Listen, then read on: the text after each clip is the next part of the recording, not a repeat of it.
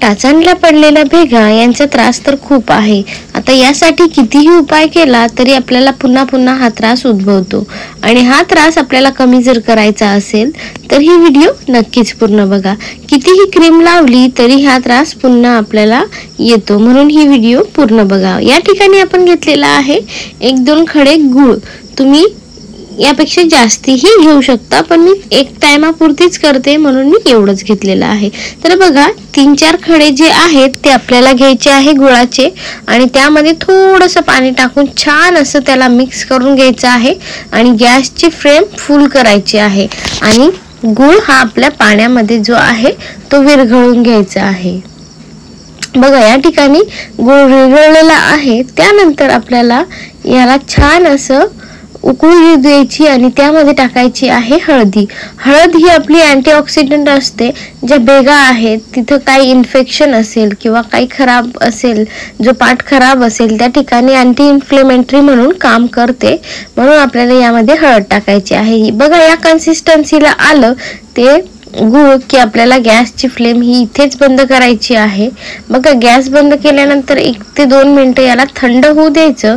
त्यानंतर आपल्याला या थंड झाल्यानंतर यामध्ये टाकायचं आहे अर्धा चम्मच एरंडेलचं तेल.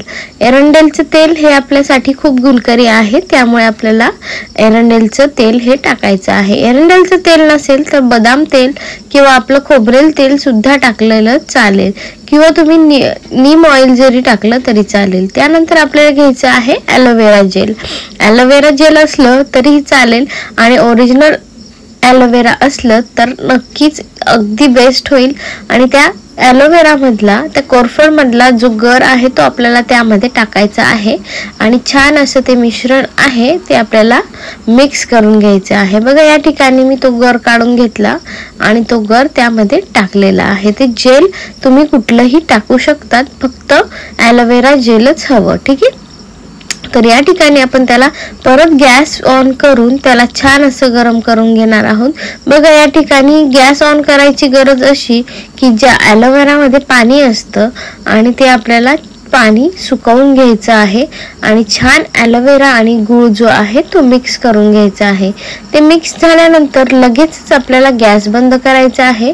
त्यानंतर आपण घेतलेली आहे 1 चम्मच साखर. अर्धा चम्मच घेतली तरीही चालेल. त्यामध्ये आपण टाकणार आहोत विनेगर आणि विनेगरला आपल्याला मिक्स करून घ्यायचं आहे. मिक्स केल्यानंतर विरघळल्यानंतर ते विनेगर आणि साखरेचा जो आपण लिक्विड बनवलं ते पूर्ण पायाला छान असं लावून घ्यायचं आणि त्यानंतर जो आपल्याकडे ब्रश असेल दात घासायचा तो ब्रश घ्यायचा आणि छान असं पायाचा स्क्रब करून घ्यायचा. बघा या ठिकाणी मळ, माती, घाण सगळी स्वच्छ करून घ्यायची आहे या ब्रशच्या साहाय्याने. पूर्ण पाय जे आहे ते आपल्याला स्वच्छ करून घ्यायचे आहे. हे स्वच्छ झाल्यानंतर छान अशा कापडाने किंवा पाण्याने किंवा तुम्ही जरी टिश्यूने पुसलं तरीही काहीही हरकत नाही. पण ज्या भेगा आहेत, जिथे जिथे जास्त खड्डे आहेत त्या ठिकाणी आपल्याला हे लावायचं आहे आणि छान असं घसून घ्यायचं आहे. बघा या ठिकाणी आपण टिश्यूच्या साहाय्याने हे पुसून घेऊया आणि तुम्ही बघू शकता या ठिकाणी की भरपूर असा इफेक्ट आपल्याला इथे दिसणार आहे.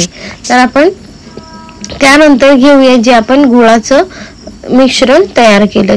ज्या ठिकाणी भेगा आहेत त्या ठिकाणी आपल्याला हे मिश्रण लावायचं आहे. छान असे लावून घेणार आहोत आणि ज्या ज्या ठिकाणी आपल्याला ते त्रास होत असेल, दुखत असेल त्या ठिकाणी आपल्याला लावायचं आहे. आणि हे संपूर्ण पायाला लावलं तर बेस्टच आहे. दोघही पायांना आपल्याला लावायचं आहे. आपण यामध्ये तेलही टाकलं आहे त्यामुळे मॉइश्चरायझरही या ठिकाणी होऊन जाणार आहे. तर याला 5 ते 10 मिनिटं सुकू द्यायचं. त्याच्यानंतर पाण्याने किंवा कापडाने पुसून घ्यायचं आणि रात्रीच्या वेळेस हा उपयोग जर केला तर रात्रभरात हळदीचा आणि जो आपण साखर टाकलेली, गूळ टाकलेला आहे त्याचा छान असा असर होईल आणि हे आपले पाय आहेत ते खूप छान असे चांगले होतील. आणि लक्षात घ्या आपल्याला कंटिन्यू ही गोष्ट करायची आहे.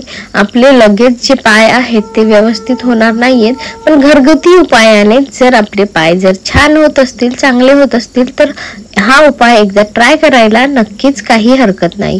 त्यामुळे हा उपाय एकदा नक्कीच ट्राय करा आणि मला कमेंट्स मध्ये कळवा की तुम्हाला हा उपाय कसा वाटला. तुम्ही हे व्हिडिओ कुठून बघत आहात हे मला कमेंट्स मध्ये सुद्धा नक्की कळवा. बघा या ठिकाणी मी इथे टिश्यूनी पुसून घेत आहे. तुम्हाला हवं तर तुम्ही धुवूनही घेऊ शकता 10 मिनिटांनंतर, किंवा तुम्ही याला पुसूनही घेऊ शकतात ओल्या कपड्याने किंवा ओल्या पाण्याने. तर छान असं पुसून घ्यायचं आणि धुतल्यानंतर याला रात्रभर तसंच सुकू द्यायचं. नंतर सकाळी उठल्यानंतर बघा तुमचे पाय हे तुम्हाला अगदी सॉफ्ट लागतील आणि ज्या भेगा आहेत त्याही सॉफ्ट लागतील. फक्त एवढंच की तुम्हाला ही रिपीटेड करायची आहे 1 दिवस सोडून. तर तुमच्या पायाच्या भेगा आहेत त्या खूप अशा कमी होऊन जातील आणि तुम्हाला नक्कीच रिझल्ट मिळेल, 100% रिझल्ट मिळेल. त्यामुळे ही गोष्ट नक्की करा. व्हिडिओ आवडली असेल तर व्हिडिओला लाईक करा, चॅनलला सबस्क्राईब करा. धन्यवाद. बाय.